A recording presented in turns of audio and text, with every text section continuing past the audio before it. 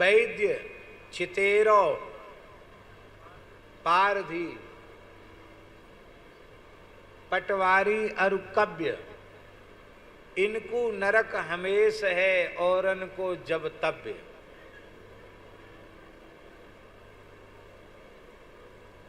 इसको सुनकर बुरा मत मानना। वैद्य, सबसे पहले वैद्य का नाम। हमारे यहां वैद्य को मनुष्य नहीं माना गया। वैद्यो नारायणो हरि। अब वेंटिलेटर पर रख दिया है, मुर्दा है, वेंटिलेटर पर रखा है, केवल हॉस्पिटल की कमाई करने के लिए मुर्दे को वेंटिलेटर पर रखे हैं और केवल बिल बढ़ाते चले जा रहे हैं। और आवश्यक नहीं है ऑपरेशन, लेकिन फिर भी वो ऑपरेशन कर देते हैं। टेस्ट आवश्यक नहीं, फिर भी टेस्ट लिख देते हैं, क्यों? सब में उनका कमीशन है। तो इस तरह से प्राणों से खिलवाड़ करके केवल धन चूसना, कमाना, ऐसा जो चिकित्सक होगा उसे नरक जाना पड़ेगा कि नहीं जाना पड़ेगा?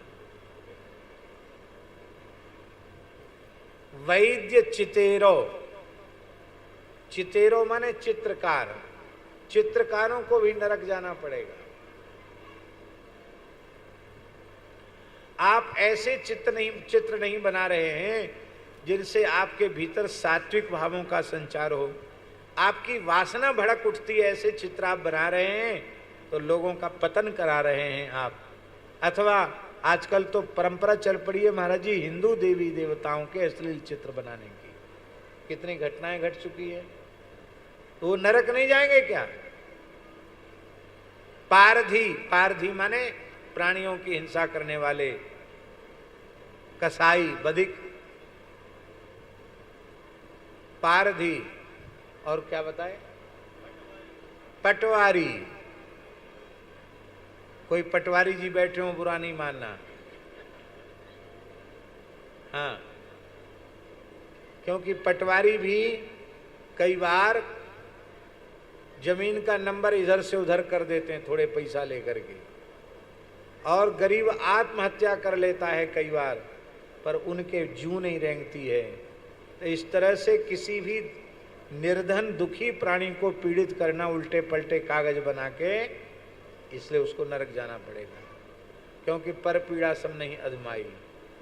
और अंत में है कव्य, कव्य माने कवि, कवि को भी निश्चित नरक है। हाँ, औरन को जब तब, इनको नरक हमेश है, इनको सार्वकालिक नरक है। औरन को जो कव्य, कौन कव्य? वो कवि जो भगवत भागवत चर्चा नहीं करते हैं, जो इस प्रकार के अश्लील गंदे भद्दे गीत गढ़ करके बनाते हैं जिनसे लोगों का जीवन बर्बाद हो रहा है, वो भी तो कवि हैं कि नहीं? पर उन कवियों को नरक जाना पड़ेगा, क्योंकि सारे समाज को नरक की ओर ले जा रहे हैं।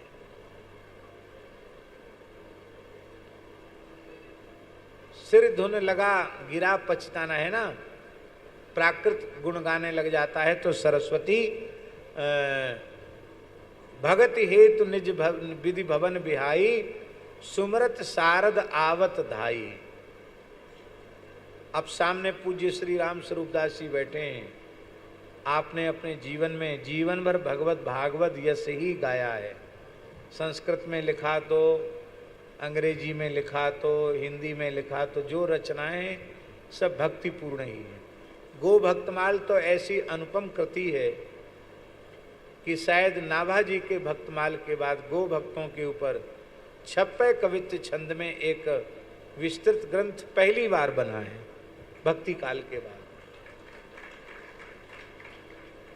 और गो माता के ऊपर भजन कीर्तन लोग जो बनाते हैं वो भी मनमाने तरीके से।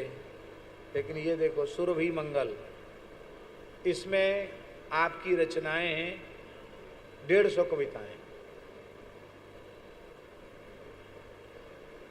तब ऐसा लिखते नहीं कि पहले लिखें फिर काटें फिर छांटें, लिखते हैं कलम लेकर तो ऐसे लिखते हैं जैसे कोई कंठस्थ हो उनको, पहले से लगातार लिखते चले जाते हैं। हाँ, यहीं बैठ के 5-7 मिनट में लिख दी। पूज्य मामा जी ने कम लिखा क्या, जीवन भर लिखा, भक्त भगवंत गुण कीर्तन। पर ऐसे लोग तो ठाकुर जी के धाम के अधिकारी हैं। किंतु जो कवि अपनी सरस्वती का अपलाप करते हैं, प्राकृत गुणगान करते हैं, अथवा नेता अभिनेताओं के गुण गाते हैं और समाज को गलत दिशा में ले जा रहे हैं अपने काव्य के माध्यम से, तो उनको तो नरक जाना पड़ेगा। तो कब चित्रकारों को भी ऐसे उटपटांग चित्र नहीं बनाने चाहिए। श्री सीताराम प्रतिदिन सत्संग एवं दर्शन के लिए श्री महाराज जी के ऑफिशियल चैनल को जरूर सब्सक्राइब करें।